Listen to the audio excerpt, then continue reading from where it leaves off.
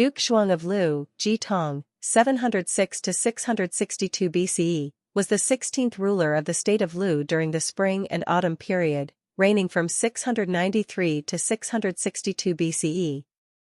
He was the legitimate eldest son of Duke Huan of Lu and his principal wife, Wen Jiang. Jitong had an unfortunate childhood.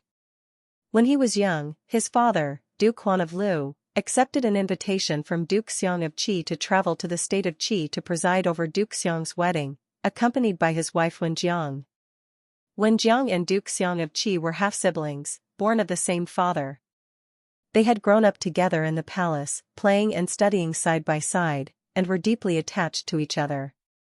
As they grew older, an incestuous relationship between brother and sister came to light. Their father, Duke Shi of Qi, forcibly separated them, and they were kept apart for 15 years.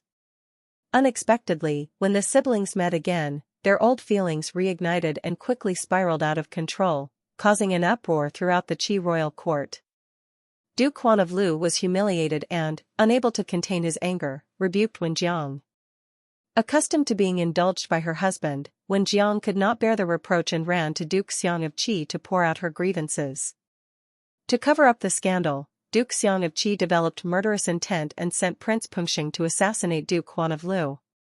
At that time, Jitong was only 12 years old. He hastily ascended the throne, becoming the ruler later known as Duke Xuang of Lu. During the spring and autumn period, social order and human relationships were chaotic, and moral norms were virtually non-existent. Duke Huan of Lu had 4 sons. Apart from Duke Xuang of Lu, the other 3 sons, or the factions supporting them, might all have harbored improper ambitions for the throne.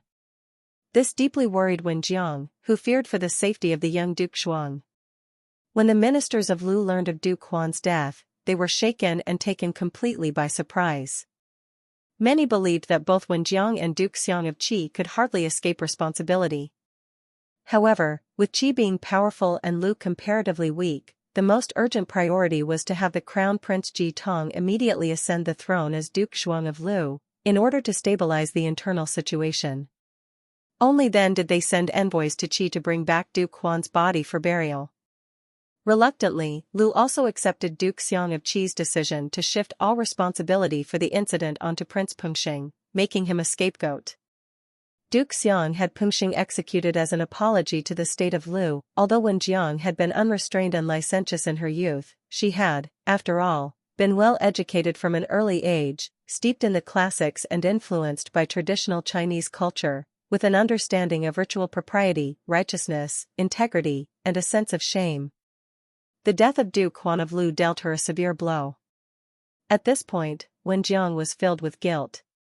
She felt too ashamed to return to the state of Lu, yet was equally humiliated to remain in the state of Qi later. Wen Jiang left the state of Qi with her attendants and, on her journey back to the state of Lu, stopped at a place called Shui, located on the border between Qi and Lu. She refused to go any farther, hoping to spend the rest of her life there and to help maintain proper relations between the two states. Duke Xuang of Lu, Jitong, had a palace built for Wen Jiang at Shui for her residence. 8 years later, Duke Xiang of Qi was killed in a palace coup, and the state of Qi fell into internal turmoil. Fearing for his mother's safety, Duke Xuang personally went to Shui and, after repeated entreaties, finally persuaded Wen Jiang to return to the state of Lu with her son Duke Huan of Lu and Duke Xiang of Qi, the 2 most important men in Wen Jiang's life. Both met untimely deaths. This succession of tragedies completely transformed the outlook of this once willful and self-indulgent favored daughter of heaven. After her initial return from Qi to Lu, Wen Jiang no longer cared that the people of Lu paid close attention to her past personal life and emotional entanglements. Instead, she devoted herself wholeheartedly to assisting the young Duke Xuang of Lu in handling state affairs, and she actively traveled among the various feudal states, carefully maintaining friendly relations between Lu and its neighbors. In 686 BCE, a series of internal upheavals erupted in the state of Qi. Duke Xiang of Qi was killed by his cousin Gongsun Wuji, who usurped the throne. Only a few months later, Gongsun Wuji himself was killed by his former subordinates, leaving Qi in a state of rulerless chaos. Earlier, 2 younger brothers of Duke Xiang had fled abroad. The second brother, Prince Jiao, whose mother was from the state of Lu, escaped to Lu and became the first in line to inherit the throne. He was accompanied by his tutors, Guan Zhong and Xiao Hu.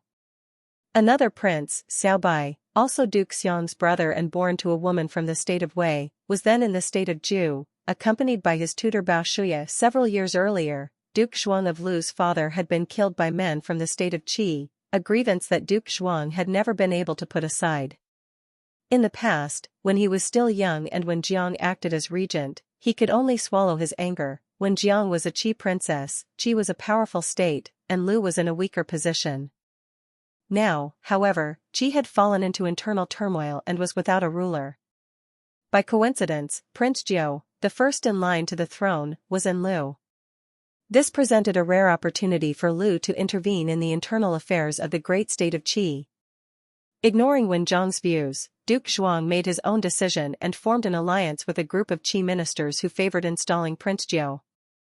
He then personally led troops to escort Prince Jiao back into Qi. At the same time, the senior Qi ministers of the Gao and Gua clans secretly dispatched envoys to the state of Zhu to summon the prince they supported, Xiao Bai, back to Qi to assume the throne. On the main route between Qi and Zhu, the vanguard led by Guan Zhong happened to encounter the convoy escorting Prince Xiaobai back to Qi. Guan Zhong attempted to intercept the party and tried repeatedly to persuade Prince Xiaobai's convoy to halt and go no farther. When his efforts failed, Guan Zhong secretly loosed an arrow at Prince Xiaobai. A scream rang out from the opposing convoy. Prince Xiaobai collapsed inside his carriage, followed by cries of alarm from Bao Shuya and the others. Secretly delighted, Guan Zhong assumed that Prince Xiaobai had been struck and killed. He therefore ordered the vanguard to withdraw from the interception, spurred his horse, and hurried back to the main force to report to Duke Shuang of Lu that Xiaobai was dead. Duke Shuang was overjoyed by the news, and the expedition accordingly slowed its pace, taking 6 days to reach the vicinity of the Qi capital. The outcome, however, took a dramatic turn, leaving Duke Shuang deeply disappointed. In fact, Guan Zhong's arrow had struck only the hook of Xiaobai's belt. Well aware of Guan Zhong's superb archery and fearing a second shot, Prince Xiaobai quickly threw himself down in his carriage and feigned death, successfully deceiving Guan Zhong. After Guan Zhong withdrew, Xiaobai immediately transferred to a covered carriage and sped onward. He entered the capital ahead of his rivals and, with the support of a group of Qi ministers led by the senior official Gao Shi, was enthroned as ruler, becoming the Duke Huan of Qi, later recognized as the foremost of the 5 hegemons of the spring and autumn period. After Duke Huan of Qi ascended the throne, he immediately sent troops to drive away the Lu forces near the Qi capital. The Lu army suffered a crushing defeat. Duke Shuang of Lu abandoned his own chariot and escaped back to Lu in a lighter, faster carriage. Bao Shuya, the Qi army commander, pursued vigorously, arriving at the gates of Lu and forcing Lu to execute Prince Jiao. He also arranged to bring back Guan Zhong. Recognized as a great talent, Guan Zhong was heavily employed by Duke Huan of Qi and began sweeping reforms in domestic governance. Qi underwent a dramatic transformation and became the superpower of the Central Plains. In the spring of 684 BCE, despite Guan Zhong's objections, Duke Huan of Qi sent Bao Shuya to lead an army against Lu, forcing Lu to admit its mistakes, abandon resistance, and make peace with Qi. However, Duke Shuang of Lu could not bear the humiliation of repeated defeats. At this critical moment, Wen Jiang strongly supported Duke Shuang in resisting Qi and boldly recommended an unknown commoner, Chao Gui, as a military strategist. With Chao Gui's help, Duke Shuang won a major victory against the Qi army at the Battle of Changshao. Yet this victory only allowed Duke Shuang to save face temporarily. As a small state, Lu could not sustain a long-term confrontation with the superpower Qi. Through Wen Jiang's tireless diplomacy, Duke Shuang, following the lead of other feudal lords, expressed willingness to recognize Duke Huan of Qi as the hegemon, thereby avoiding war. From then on, Wen Jiang devoted her life to improving relations between Qi and Lu and fostering peaceful ties between Lu and the other feudal states. In July 673 BCE, Wen Jiang passed away.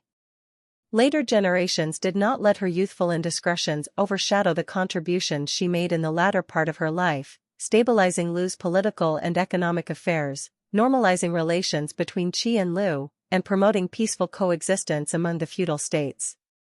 Her funeral was conducted entirely according to the rites reserved for the wife of a former ruler, and she was posthumously given the title Wen, meaning cultured or civil. This was the highest honor bestowed by the court or later generations on monarchs, nobles, and ministers after their death, reflecting the greatest recognition of their virtues and achievements in life.